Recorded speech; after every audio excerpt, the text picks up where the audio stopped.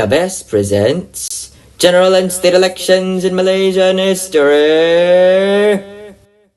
So, the 8th general election in Malaysian history took place on the 2nd of August 1986. And remember when Mahathir ran on the clean, efficient and trustworthy campaign? Well, that ended about as well as you would expect. This was because the Mahathir administration was plagued by various scandals, including the BMF scandal, where a subsidiary of Bank Bumiputra Malaysia lost millions of ringgit in bad loans to one George Tan, and many Mahathir-appointed officials were involved.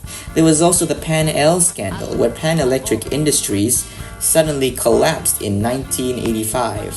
And this was essentially the largest corporate collapse in Singapore's history and led to the KLSE and the Singapore Stock Exchange to both close for 3 days. And what's worse was that MCA President Tan Kun Swan was involved. Of course, he would resign later on due to the scandal, but it greatly eroded trust within Malaysia's financial sector and towards BN. There was also some crises that were happening in Sabah. You see, on the 20th of April 1985, Sabah held its state elections, in which a splinter faction of Berjaya called Parti Bersatu Sabah, or the United Sabah Party, PBS for short, led by Joseph Perin Kitingan, led a challenge against Sabah BN, and they eventually won the election, winning 25 seats to BN's 23 combined. However, the leader of Sabah BN, Mustafa Harun, attempted to get sworn in as the chief minister because some members of the State Legislative Assembly are actually appointed by the chief minister, and so if Mustafa was able to get sworn in, then he could appoint some members and thus retroactively gain the majority. However, riots occurred in 1986 and a magistrate court struck down Mustafa's move, and so on the 5th of May 1986, Sabah went to the polls again, and PBS won 34 seats this time, and BN just won an embarrassing 13 seats. And so, on the 22nd of April 1985, Joseph Perin Kitingan was sworn in as the chief minister of Sabah, and PBS would later on join BN. However, they still eroded some BN trust, especially within the state of Sabah. And so, many pundits thought that the opposition could take a great advantage of BN's supposed weakness and possibly take control of a couple state governments. On the topic of the opposition, they constantly criticized Mahathir for his investment in big mega projects such as the Penang Bridge, whose construction had concluded in the year prior to this election.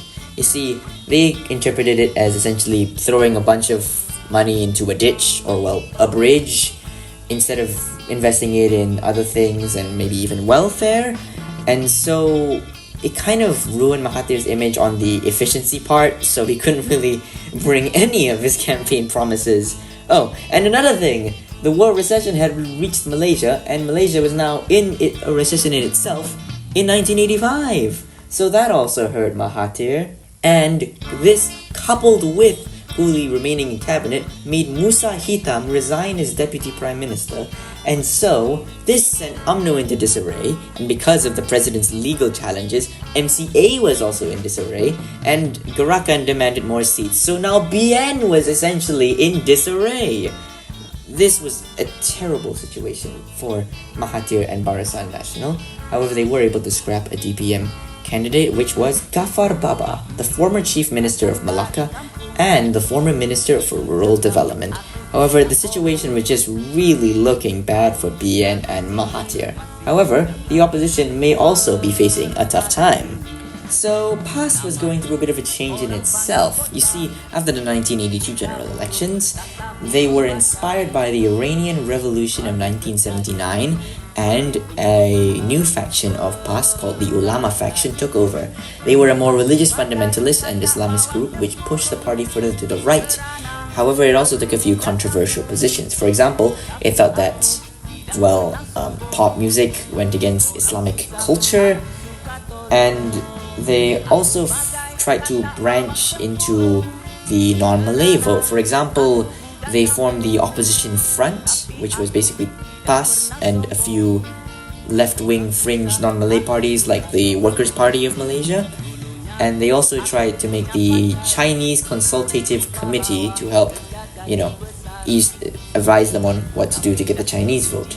And another very controversial thing they did was that Vice President Abdul Hadi Awang said that they would remove some Bumiputra privileges, which is quite a way to alienate your Malay base. And they also campaigned in seats they really weren't gonna win. Like, they campaigned in Sabah. Guys, I know that BN's weak, but you're not winning in Sabah. Yeah, they did kind of go with a mildly stupid strategy.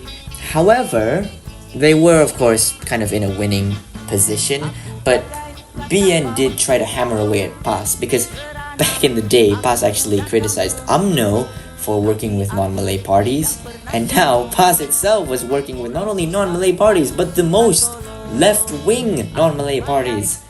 Wow, hypocrites, huh? And so it was really very dumb measures by PAS. I don't really have any other way to describe this. It's just they really got cocky because of BN's weakness. Meanwhile, the DAP was much more reserved and tried to preserve their kind of lead and tried to sway non-Malay voters over to them because they would be dissatisfied from BN's kind of failures. So it was kind of a contrast between the two electoral strategies of the two parties. Oh, and one more thing to mention. Since the last election, 23 new seats were added, bringing the total to 177 seats in Dewan Rakyat, with 89 seats needed for a majority. Not like BN was gonna lose it because the deck is always stacked in their favor anyway.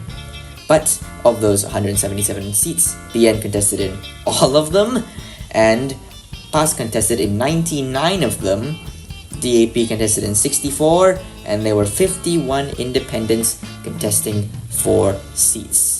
So, while the deck may be stacked in BN's favor, some analysts were thinking that perhaps some state governments could swing to the opposition side.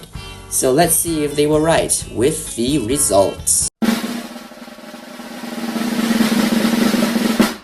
Guess what, guys? BN won, winning 148 seats and 57.3% of the popular vote.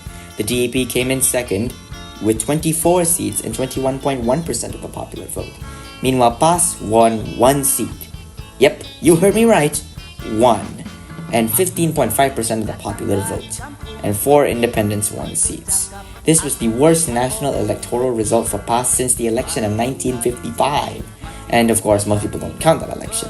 But hey, let's see if they fared better on the state level. So for Perlis, it was the only state to have a complete BN sweep, with Abdul Hamid Pawante sworn in as the Menteri Besar of Perlis on the 13th of August 1986. Meanwhile, in Kedah, BN won 25 seats to PAS's 3, and so Osman Arif remained the Menteri Besar of Kedah, having been sworn in previously on the 28th of January 1985. For Kelantan, PAS did not take this state back, with BN winning 29 seats to PAS's 10, and so Muhammad Yaakob remained the Menteri Besar of Kelantan. For Terengganu, BN won 30 seats to PAS's 2, and so Wan Mokhtar Ahmad remained Menteri Besar of Terengganu. For Penang, BN won 23 seats to DAP's close 10, and so Lim Chong Yu remained the Chief Minister of Penang. For Perak, BN won 33 seats to DAP's 13, and so Ramli Ngah Talib remained the Menteri Besar of Perak, having been sworn in on the 1st of March 1983. For Pahang, BN won 32 seats, the DAP's just 1, and so Muhammad Khalib Yaakob was sworn in as the Menteri Besar of Pahang on the 14th of August 1986. For Selangor, BN won 37 seats, the DAP's 5, and so on the 14th of August 1986, Muhammad Taib, yes, that is his actual name, was sworn in as the Menteri Besar of Selangor. For Negeri Sembilan, BN won 24 seats, the DAP's 4, and so Muhammad Isa Abdul Samad remained the Menteri Besar of Negeri Sembilan. For Malacca, BN won 17 seats, the DAP's 3, and so Abdul Rahim Thamid Sheikh remained the Menteri Besar of Malacca. Chief Minister of Malacca, sorry. For Johor, BN won 35 seats and DAP won just 1.